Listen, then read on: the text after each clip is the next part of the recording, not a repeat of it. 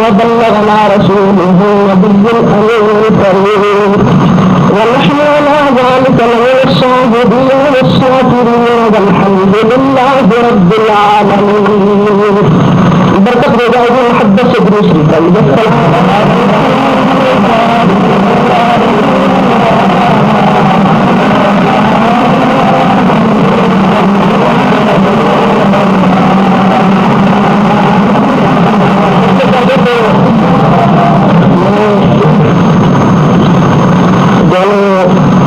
طریقوں کے شبیر صاحبان کا، مولانا محمد شبیر صاحب کا، مولانا عبدالحق صاحب کا شکریہ ادا کرتا ہوں.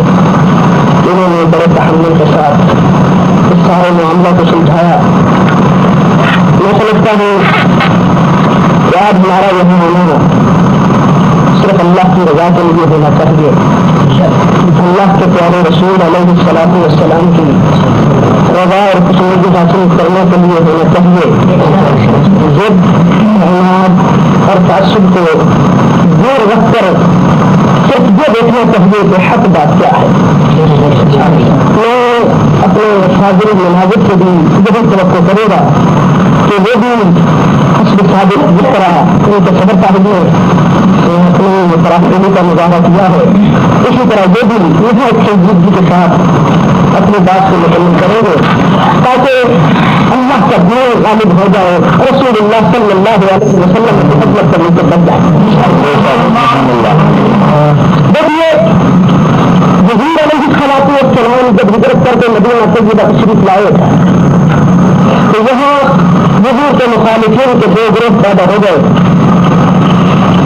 ایک گروہ حضور کا کلم کھلا مخالف تھا اور دوسرے گروہ نے سمجھا کہ کلم کھلا تو ہم اس طرح حضور کی مخالفت نہیں کر سکتے.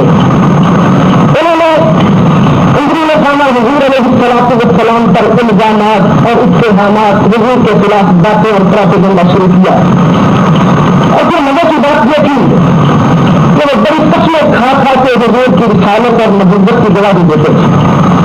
جس طرح سے سورہ منافقون کی پہلی آیت اس پر شاہد عادل.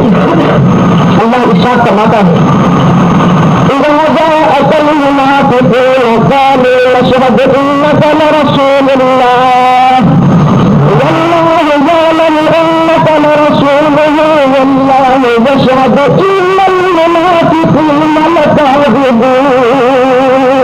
سبحان اللہ. دیکھے کہتے تحقیق بے شک یقین آپ اللہ کے رسول ہیں. اللہ فرماتا ہے اللہ جانتا ہے کہ آپ اللہ کے رسول ہو، لیکن اللہ یہ بھی گواہی دیتا ہے کہ یہ منافق اپنی بات یہ جھوٹے تھے. وہ ان کا قول کہ ہم آپ کو اللہ کا رسول مانتے ہیں غلط ہے، کیونکہ یہ گروہ میں تھے آپ کے مخالف ہیں. اور ان کا طریقہ کار کیا تھا؟ عبداللہ بن ابی جو کہ رئیس المنافقین تھا، وہ ایک مرتبہ حضور علیہ الصلوۃ والسلام کے ساتھ سفر میں گیا. رستے میں کوئی بات ہو گئی آپس میں، تو اس وقت اس نے کیا اللہ نے فرمایا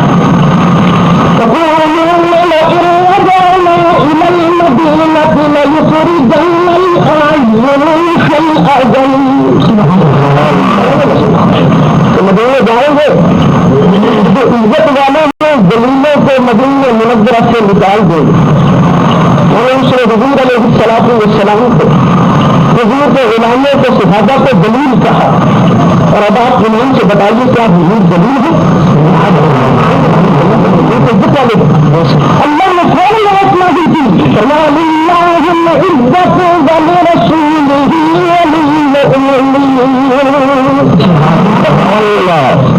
کے رسول کے لیے اور مومنوں کے لیے عزت ہے.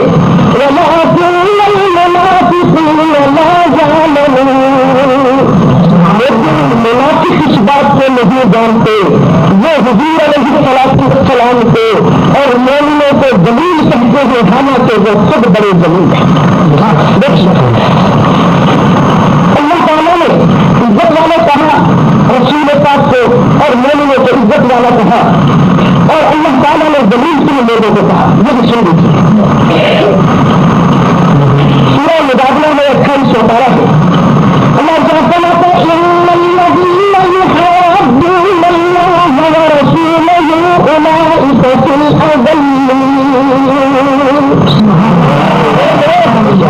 اللہ اور اس کے پیارے رسول صلی اللہ علیہ وسلم کی مخالفت کرتے ہیں وہ سب سے بڑے دلیل ہیں. عزت والوں میں مصطفیٰ، عزت والوں میں مومنین، عزت والوں میں خدا، اور جو خدا اور مصطفیٰ کی مخالفت کرتا ہے وہ عزت والا نہیں ہوتا، وہ دلیل ہوتا ہے. وہ بھائیو قرآن کا فیصلہ ہمارے دل کی آواز ہے. لیکن بھائیو میں آپ سے کیا عرض کروں، میرے ہاتھ میں ذرا حقیقت ایمان دیجیے گا. جو بندی حضرات کی معتبر کتاب ہے، ان کی مایا ناز کتاب ہے، دل خون سے ایسی ہوتا ہے جب ان جیسے لوگوں کی طرف سے حضور علیہ السلام کے بارے میں، اللہ کے بندوں کے بارے میں اس طرح کی باتیں کی جاتی ہیں. میرے دوست کتاب میرے ہاتھ میں ہے، حقیقت ایمان جو میرے پاس ہے، اس کا صفحہ نمبر 15 ہے، اور اس میں دیکھو کیسی غلط اور زبردست گستاخی والی بات درج کر دی گئی کہ یہ یقین جان لینا چاہیے کہ ہر مخلوق بڑا ہو یا چھوٹا وہ اللہ کی شان کے آگے چمار سے بھی زیادہ ضرور ہے. راستہ جیسے پوچھتے ہیں چمار سے زیادہ ضرور کیا بڑی مخلوق اللہ کے نبی اور ولی ہے یا اللہ اور اس کے رسول کی مخالفت کرنے والے؟ کون ہے تمام سے زیادہ مخلوق؟ تمام سے زیادہ ضرور کون لوگ ہیں؟ آپ کو خدا رسول کا راستہ دے کر پوچھتا ہوں، وہ اللہ کے رسول ہے، وہ اللہ کے نبی ہے، وہ اللہ کے ولی ہے. تو پھر دوستو جس میں یہ بات کہی ہے نہیں دیکھنا چاہیے کہ یہ بات کرنے والا بڑی مخلوق کو اور ہر چھوٹی مخلوق کو اللہ کی شان کے آگے تمام سے زیادہ دلیل جو بھی کرتا ہے اسے رسول اللہ کے گستاخوں کی فہرست میں ضرور داخل کرنا چاہیے. میرے بھائیو یہ نہیں ہوگا کہ تو اللہ کے پیارے محبوب علیہ السلام کی مخالفت کرتے فلاں مولوی صاحب کی مخالفت کرتا تھا، ان کی موافقت کرتا تھا. بھائیو قیامت کے میدان میں تو شفاعت مصطفیٰ پیارے نے کرنی ہے، مقابلے میں ان لوگوں نے شفاعت نہیں کرنی ہے. دیکھیے خداوند قدوس نے تو اپنے پیارے محبوب علیہ السلام کو، خداوند قدوس نے اپنے پیاروں کو عزتیں اور شفقتیں عطا فرمائی ہے. اب دیکھیے تیسرا پارہ ہے، خداوند قدوس اپنے شان بیان کرتا ہے. اللہ صاحب فرماتا ہے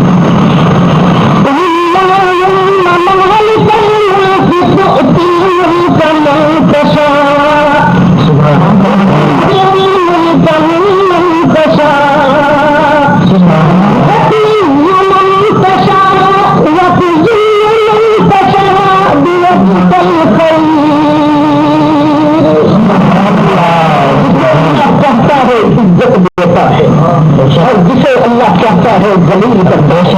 قرآن کی یہ آیت کتاب کر رہی ہے کہ ساری مخلوق اللہ کی شان کے آگے چمار سے زیادہ دلیل نہیں ہے. دلیل صرف وہ لوگ ہیں جو اللہ اور اس کے رسول کی مخالفت کرتے ہیں. بھائیو یہ نہ سمجھنا دلیل تو آپ کا اپنا لفظ سمجھتے ہیں دلیل کیا ہوتا ہے تو چمار سے زیادہ دلیل، لیکن پھر بھی میں آپ کو لغت میں دکھاتا ہوں کہ دلیل کا معنی کیا ہے. بڑی معتبر کی اردو لغات کی کتاب ہے قواعد اللغات، اس میں دلیل کا معنی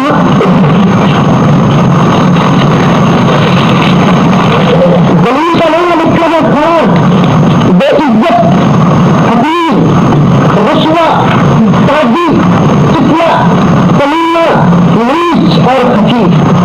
تو میرے دوست ایمان کا اور انصاف کا تقاضا یہی ہے کہ رسول اللہ کا کلمہ پڑھا ہے، ہم نے تقویت الایمان والے کا کلمہ نہیں پڑھا. جو بھی رسول اللہ کی مخالفت کرتا ہے ہم نے بات رسول اللہ کی اونچی کرنی ہے، ان لوگوں کی بات اونچی. اب دیکھیے قرآن مجید بھرا پڑا ہے. قرآن کو فرماتا ہے یہ میرے پیارے ہیں جو میری بارگاہ میں عزت والے ہیں. میں اپنے فاضل مخاطب سے فاضل مناظر کی یہی مطالبہ کروں گا کہ آپ اپنی اس آیت کی، آپ اپنی اس عبارت کی مطابقت قرآن مجید، حدیث مصطفیٰ علیہ تحیت والسلام اور فقہ حنفی کے مطابق دکھا دیجیے. تو سیدھا کھانا مطالبہ ہے، آپ مطابقت دکھا دیجیے کہ قرآن کہتا ہے کہ اللہ کی ہر چھوٹی اور بڑی مخلوق اللہ کی شان کے آگے چمار سے زیادہ ضرور ہے. قرآن کی مطابقت دکھا دیجیے، حدیث کے مطابقت دکھا دیجیے، فقہ حنفی سے مطابقت دکھا دیجیے. چلیے پیدا نعوذ باللہ مسئلے کفر میں باشد، چلیے پھر قرآن کی کی بات مانتے ہیں ہم آپ کے ساتھ ہو جائیں گے، تو ورنہ میرے بھائیوں آپ قرآن کی بات مانتے ہوئے مصطفیٰ پیارے کو عزت والا کہیے، خدا کے لیے انہیں ذلیل نہ کریں۔ اللہ تعالیٰ نے دیکھو سیدنا عیسیٰ علیہ السلام آپ کی شان دے اللہ ارشاد فرماتا ہے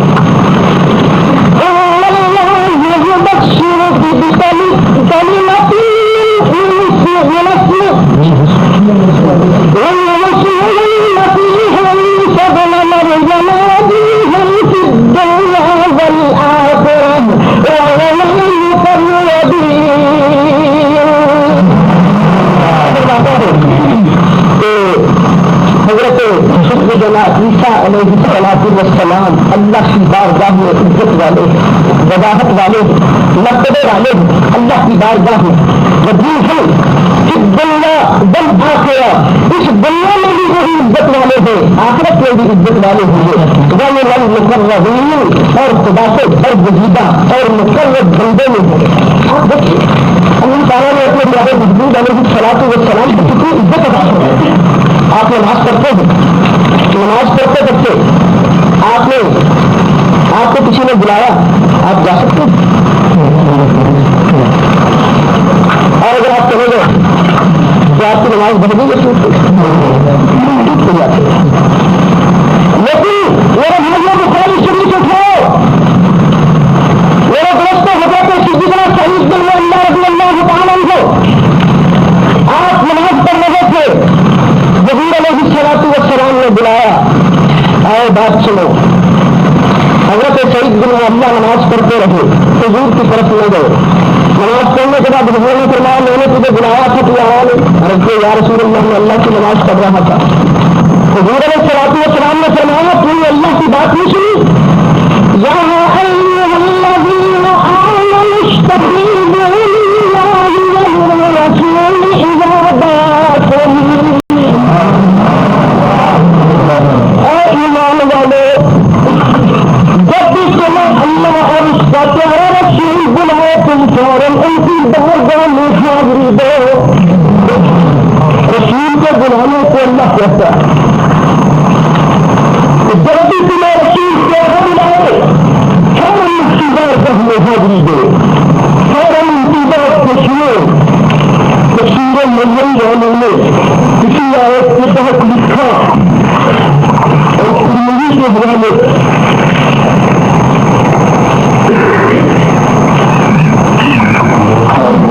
والصلاة والسلام على من بعد وعلى أما بعد أعوذ بالله من الشيطان الرجيم بسم الله الرحمن الرحيم والصلاة والسلام على من لا نبي بعده أما بعد أعوذ بالله من الشيطان الرجيم بسم الله الرحمن الرحيم وما أرسلناك إلا رحمة للعالمين۔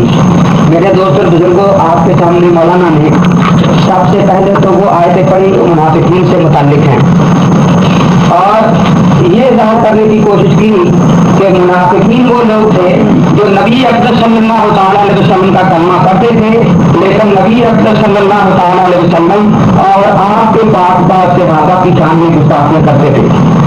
اس بات میں یہ عرض کر دوں گا کہ منافقین قرآن پاک نے یہ بتایا ہے کہ وہ لوگ ہیں جو اللہ اور اللہ کے رسول کے لائے ہوئے دین کے مخالف تھے، اور اللہ اور اللہ کے رسول کے دین کی تبلیغ کرنے والوں کو بیوقوف اور جاہل اور گستاخ کہا کرتے تھے۔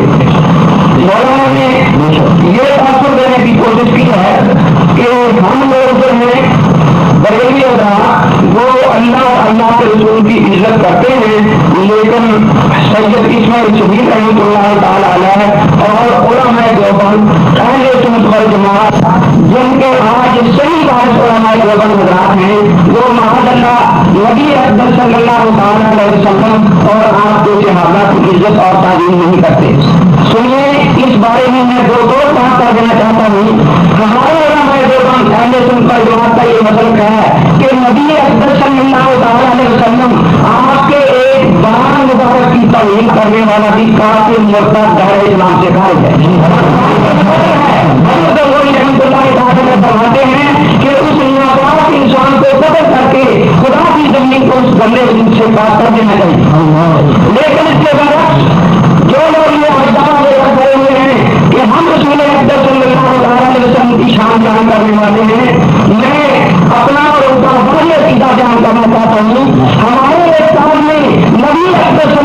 تعالیٰ علیہ وسلم کی لباس جوتی کو جدڑی کہنے والا کافر ہے. ہمارے کے نزدیک نبی اکرم صلی اللہ علیہ وسلم کے ایک دامن مبارک کی توہین کرنے والا کافر اور مرتد ہے. جا کے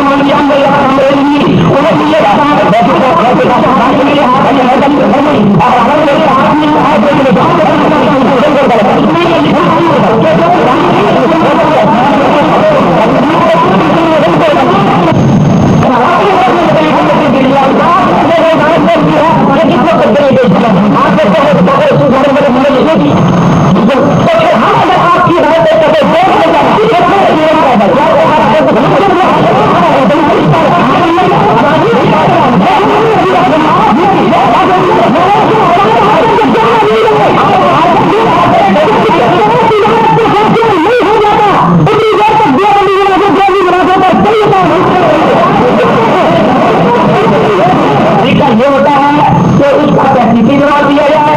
ایک محاورے کا جبری جواب ہوتا ہے کہ اسی عبادت کے بارے میں ان کو بھی فتویٰ دیا جائے.